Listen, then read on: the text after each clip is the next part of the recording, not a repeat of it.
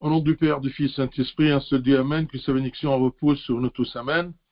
Alors aujourd'hui, on va terminer le 4e chapitre de la première épître de Saint-Pierre. Alors aujourd'hui, on va prendre première épître de Saint-Pierre, chapitre 4, du verset 14 au verset 19. 14 à 19. Si vous êtes outragés pour le nom de Christ, vous êtes heureux, parce que parce que l'Esprit de gloire, l'Esprit de Dieu repose sur vous.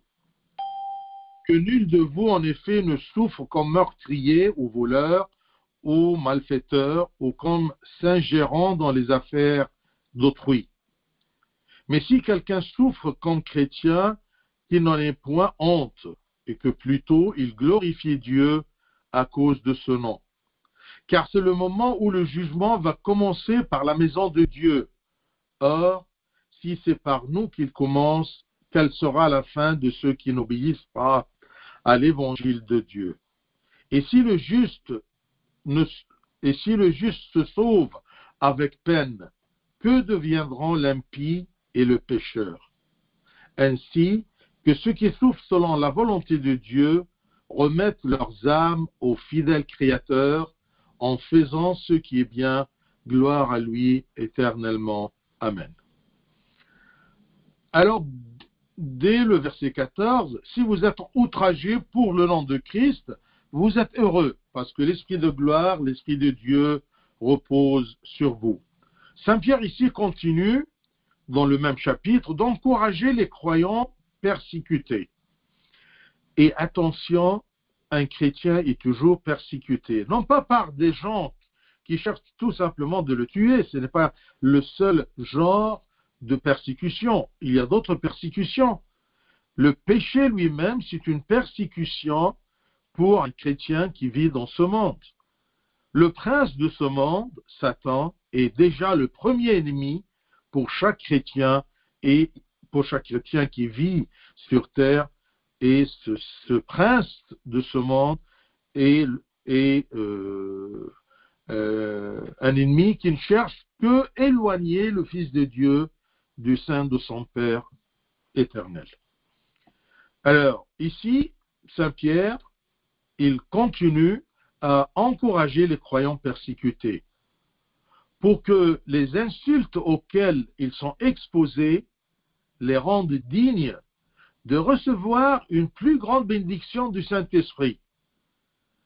L'Esprit de Dieu, quand il voit que ses enfants sont persécutés, sont humiliés par le monde, sont insultés par les enfants du monde, et il tolère ceci, il supporte ceci, eh bien, il les rend dignes de recevoir une grande bénédiction. Et cette bénédiction de l'Esprit de Dieu qui nous observe tout en vivant sur terre, eh bien, nous réconforte et nous fait sentir sa présence parmi nous. L'Esprit de Dieu, non pas il est parmi nous, mais il est en nous. Nous sommes le temple de Dieu et l'Esprit de Dieu habite en nous.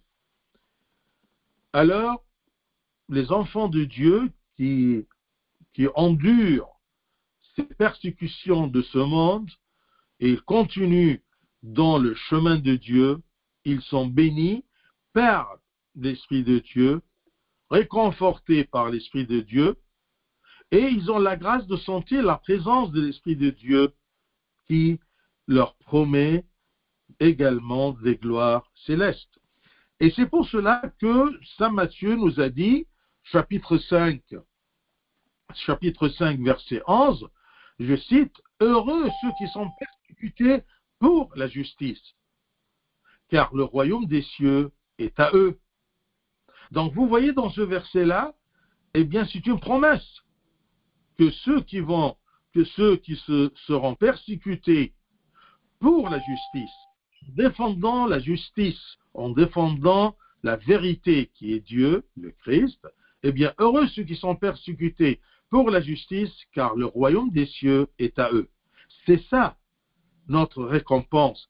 C'est ça la grande grâce que Dieu nous donne si on continue à supporter toutes les persécutions auxquelles nous sommes exposés. Heureux ceux qui sont persécutés pour la justice, car le royaume des cieux est à eux. Heureux serez-vous lorsqu'on vous outragera, qu'on vous persécutera et qu'on dira faussement, ça c'est important, faussement de vous toutes sortes de mal à cause de moi. Alors c'est ça, ce verset résume tous les genres de persécutions qu'on peut subir. Lorsque vous outragera, qu'on vous persécutera, qu'on dira faussement de vous toutes sortes de mal à cause de moi, à cause qu'on porte le nom du Christ, à cause que nous sommes chrétiens. Réjouissez-vous et soyez dans l'allégresse, parce que votre récompense sera grande dans les cieux. C'est ça la promesse de Dieu. Nous avons une récompense dans les cieux. Et cette récompense n'est que le royaume des cieux, de vivre éternellement dans le bonheur et la joie d'être avec le Christ éternellement dans son royaume. Donc, ça c'était ce qu'on vient de citer, c'est la récompense, la bénédiction, la promesse que Dieu nous donne à nous, ses enfants persécutés dans ce monde. Matthieu 5, de 11 à 12. Ainsi, même si les insultes semblent être un blasphème contre le Christ de la part des méchants, parfois tu te poses la question, mais comment Dieu accepte qu'il y a des gens qui blasphèment contre lui? Est-ce que ce n'est pas contre la gloire de Dieu? Eh bien, au contraire. Eh bien, toutes ces insultes-là, ce n'est pas considéré comme un blasphème contre le Christ, mais elles sont considérées comme une gloire et une couronne de bénédiction pour les croyants souffrants, car le Christ est glorifié en nous parce que nous endurons ces souffrances pour lui. J'espère que c'est clair, que Dieu permet qu'il soit insulté par ces incroyants, tout simplement, non pas par faiblesse de lui, au contraire, il est fier de ses enfants qui subissent ces persécutions, ces insultes-là, cette humiliation, ces outrages, supportent tout ceci et il continue à tenir, à se cramponner à Dieu. Alors ça, c'est une fierté pour Dieu, que mes enfants, ils sont toujours avec moi, ils me suivent malgré toutes ces persécutions-là. Alors, le Christ est glorifié parce que ses enfants ont enduré ces souffrances pour lui. Il tient toujours à aimer le Christ malgré qu'ils subissent toutes ces persécutions-là. Bien sûr, c'est une fierté pour le Père de ces enfants-là. Verset 15, que nul de vous, en effet, ne souffre comme meurtrier ou voleur ou malfaiteur ou comme s'ingérant dans les affaires d'autrui. Alors ici, l'apôtre Saint-Pierre interdit aux croyants les souffrances qui leur arrivent à cause de leur péché. Si je pêche, si je suis un tueur, si je suis un voleur, si je suis un malfaiteur et je suis persécuté, eh bien, je ne gagne rien. Au contraire, je mérite cette condamnation, cette humiliation-là. Alors c'est pour cela qu'il nous dit que nul de vous, en effet, ne souffre comme pécheur. Mais, comme c'est écrit dans le verset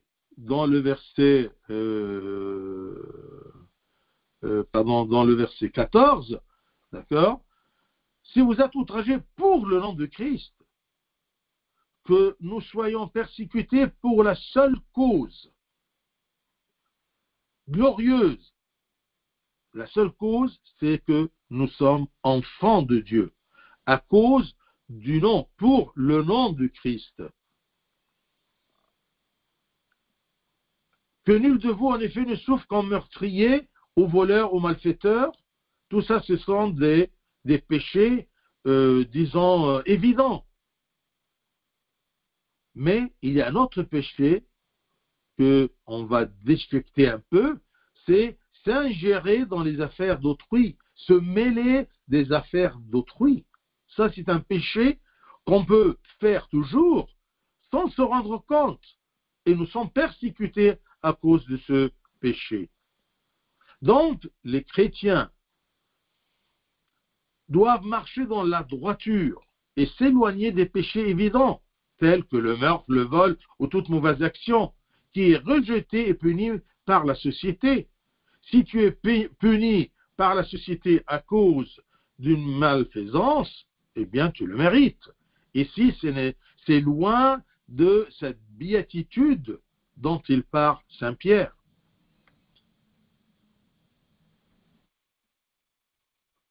Et il n'y a pas des petits péchés, des grands péchés, attention.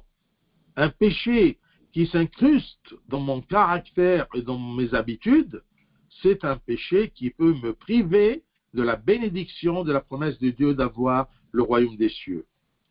Alors, ce péché dont que je veux bien souligner, parce que ça passe parfois inaperçu dans notre vie, c'est s'immiscer, c'est intervenir mal à propos de ceux qui ne me regardent pas dans la vie des autres. Ou comme s'ingérant dans les affaires d'autrui.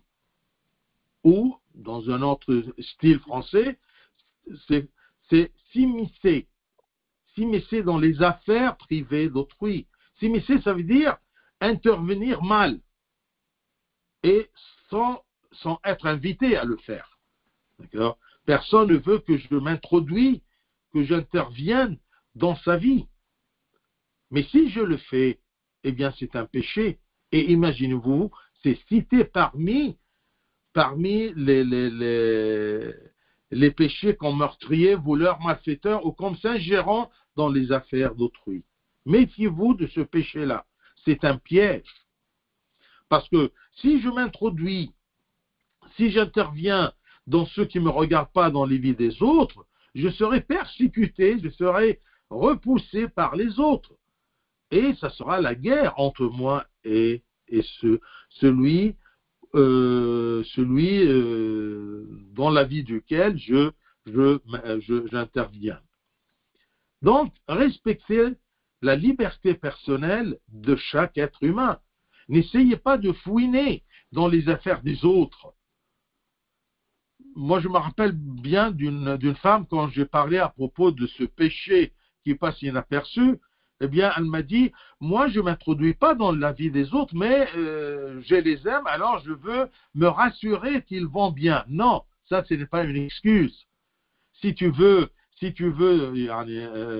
te rassurer, si tu veux te rassurer qu'il va bien, tu vas poser la question, est-ce que tu vas bien? Oui, merci, point final. Mais le problème, c'est s'ingérer dans les affaires d'autrui, d'accord, fouiner, mettre le nez dans les affaires d'autrui en lui posant des questions, et parfois des questions, mais oui, ça va, tu travailles bien, tu gagnes combien, tu n'as pas de problèmes, est-ce que tu vas bien avec ton mari, tes enfants sont dociles? Ce sont des choses, d'accord. Ce n'est pas comme ça que s'intéresse à se rassurer que les gens vont bien. Non, c'est jamais ça. Ça, c'est ce qu'on appelle vivre comme s'ingérant dans les affaires d'autrui. Donc, ne vous mêlez pas de ceux que vous ne regardez pas. Ne vous introduisez pas dans la vie privée des autres. Ça, c'est un péché.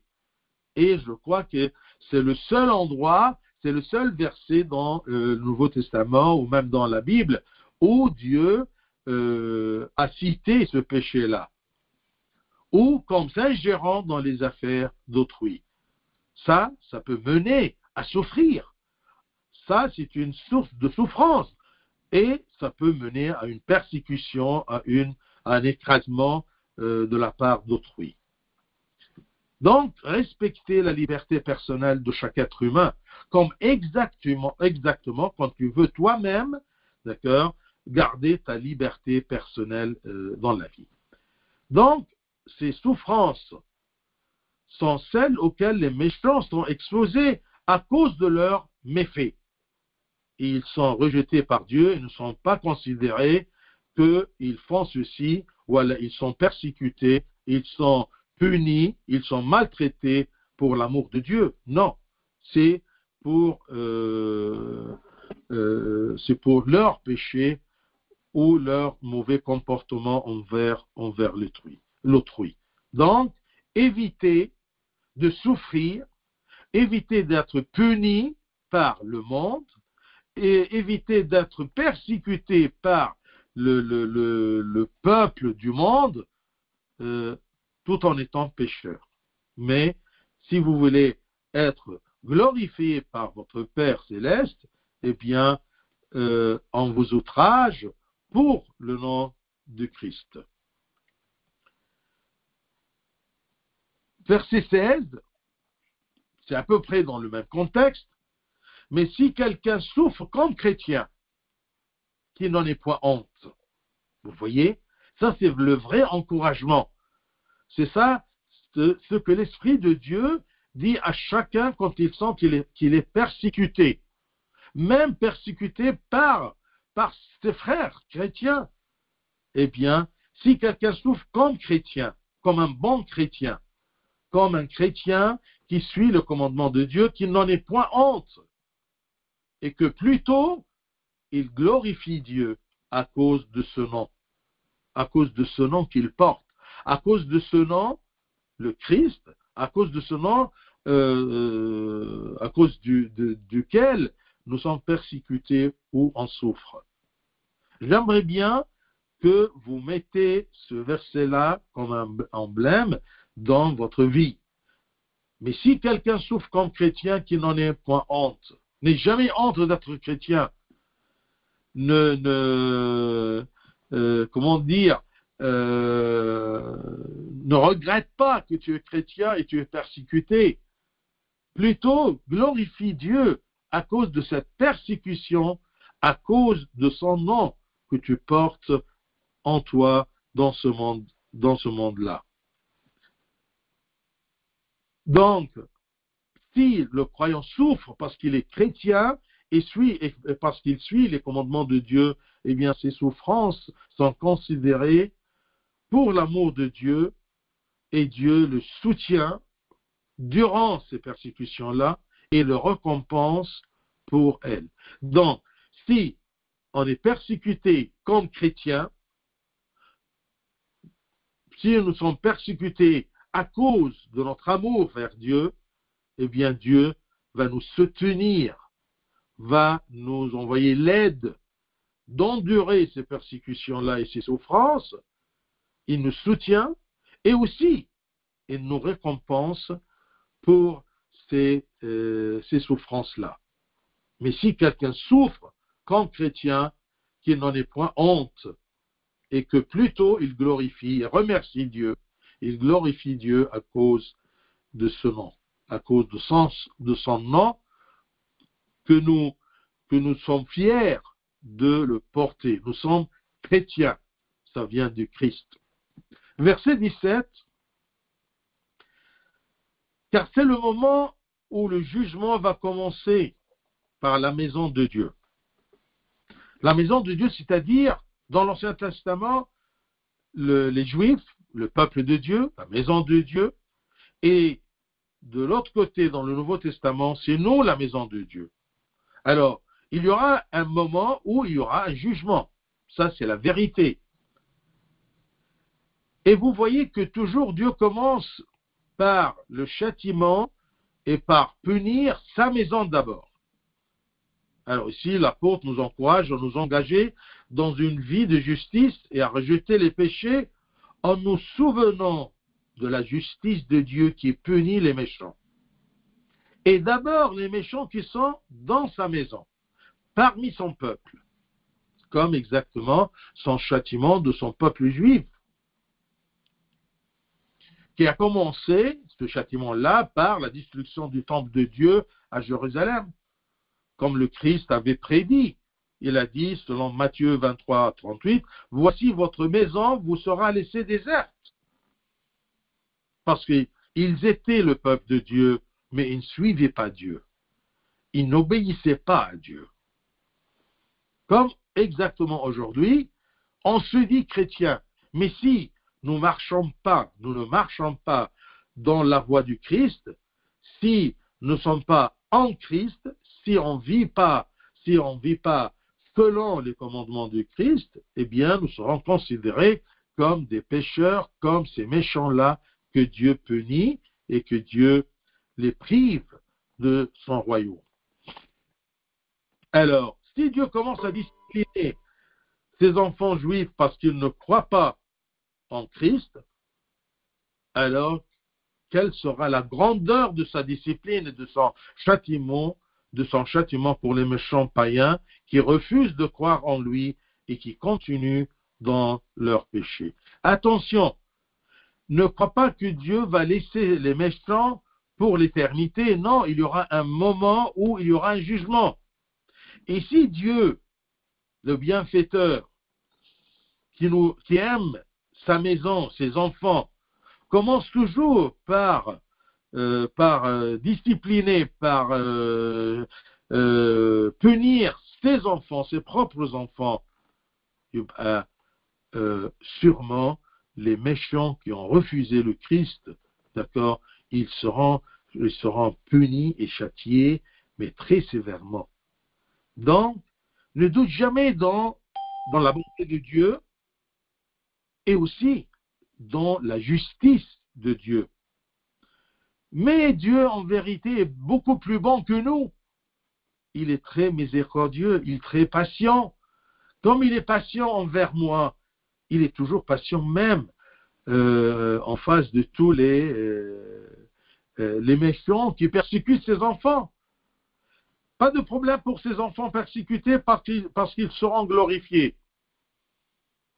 Mais il essaie de patienter un peu, d'être miséricordieux envers les méchants pour les aider à changer leur chemin, à se repentir pour rentrer dans la grande bergerie des enfants de Dieu, des brebis de Dieu. Alors, si Dieu commence à discipliner ses enfants juifs et ses enfants chrétiens, parce qu'ils n'ont pas cru en Christ, parce qu'ils n'étaient pas honnêtes vers le Christ, son Fils unique, eh bien, quelle sera la grandeur de son châtiment et sa discipline pour les méchants païens qui refusent de croire en Christ et continuent dans leur péché. Verset 18. Et si le juste se sauve avec peine, que deviendront l'impie et le pécheur? Attention. Si un juste qui veut atteindre le royaume des cieux, il lutte, il a un combat très féroce dans sa vie sur terre. Ce n'est pas facile d'atteindre le royaume des cieux, malgré qu'il y a la grâce de Dieu, mais il y a une partie qui tombe dans la responsabilité de la personne. J'ai l'aide de Dieu, mais je dois labourer, je dois lutter, je dois m'efforcer, d'accord, à refuser le péché, à m'éloigner du péché, à me repentir du péché. Ça, ce n'est pas facile. C'est pour cela qu'il dit, si le juste, c'est-à-dire celui qui cherche la justice, se sauve avec peine, ce n'est pas facile de réussir. Mais si on travaille, on a la bénédiction de réussir. Si le juste se sauve avec peine, que deviendront l'impie et le pécheur qui se laissent aller, qu'ils s'en foutent de leur futur éternel? Eh bien, sûrement, ils seront châtiés très sévèrement de la justice de Dieu. Mais dans cette justice, où est la bonté de Dieu? Il l'a exercée envers ces gens-là toute leur vie sur terre. Mais une fois que la vie est terminée, chacun, il est là prêt à être jugé, que ce soit comme une brebis qui se met à droite ou une brebis qui se met à gauche du Seigneur. Alors, le verset 18, toujours, l'apôtre Pierre, il continue de leur rappeler la justice de Dieu qui exige que les croyants justes luttent avec la grâce de leur Dieu jusqu'à ce qu'il les sauve. Bien sûr, les méchants et les impies n'auront pas de place dans le royaume, mais un tourment éternel les attend. Cela montre la même idée qu'on trouve même dans l'Ancien Testament, dans les Proverbes, verset 11-33.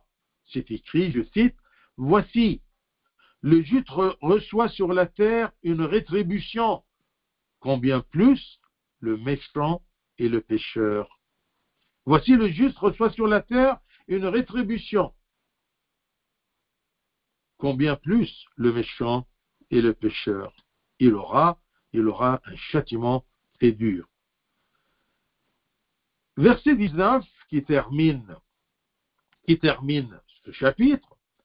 Ainsi que ceux qui souffrent selon la volonté de Dieu remettent leurs âmes au fidèle Créateur en faisant ce qui est bien. On se confie à Dieu, à ce fidèle Créateur. Il nous a créés parce qu'il nous aime. Il nous a créés glorieux, à son image. Alors il ne peut pas nous laisser, il ne peut pas nous quitter. Mais s'il permet notre souffrance, eh bien c'est pour notre gloire. C'est pour être toujours en Christ. Ainsi que ceux qui souffrent selon la volonté de Dieu. Un enfant de Dieu, s'il souffre, c'est selon la volonté de Dieu. Il est là pour le soutenir, il est là pour le récompenser. Il est là pour le consoler, même en plein fournaise de souffrance. N'oublions pas ça. Ainsi que ceux qui souffrent selon la volonté de Dieu, c'est-à-dire pas comme pécheurs, remettent leurs âmes au fidèle Créateur. Confie-toi à la bienveillance et la bonté et la puissance de Dieu et confie-toi à l'amour de Dieu envers ses enfants. Alors, à la fin de cet encouragement qu'il a fait tout au long de ce chapitre 4, eh bien, au terme de son encouragement aux croyants qui souffrent à cause de leur foi, à cause du nom du Seigneur, il les appelle à s'appuyer sur Dieu, à se confier à Dieu, à avoir confiance en l'amour de Dieu, la puissance de Dieu et la protection de Dieu. C'est un créateur de bonne action qui n'oublie pas leur amour et leur tolérance et les récompense par des gloires célestes. Dieu nous a promis de nous couronner par la vie éternelle avec lui dans son royaume. Et Dieu, il est fidèle. C'est pour cela qu'il dit au fidèle Créateur. Il ne nous a pas créés et ensuite il nous a laissés. Non, il nous a créés et il nous observe toujours pour nous protéger, pour nous garder. Si nous sommes nous aussi fidèles vers son amour et vers son chemin qui mène au royaume des cieux. Si nous sommes persécutés, si nous sommes outragés, si nous sommes humiliés dans ce monde, ne doutons jamais dans la protection de Dieu, la présence de Dieu qui nous protège et qui nous garde dans son chemin. C'est ça ce qui compte aux yeux de Dieu, qu'il nous garde dans la foi pour qu'on soit couronné à la fin et être avec lui dans son royaume. Gloire à lui éternellement. Amen. Alors, si vous avez des questions,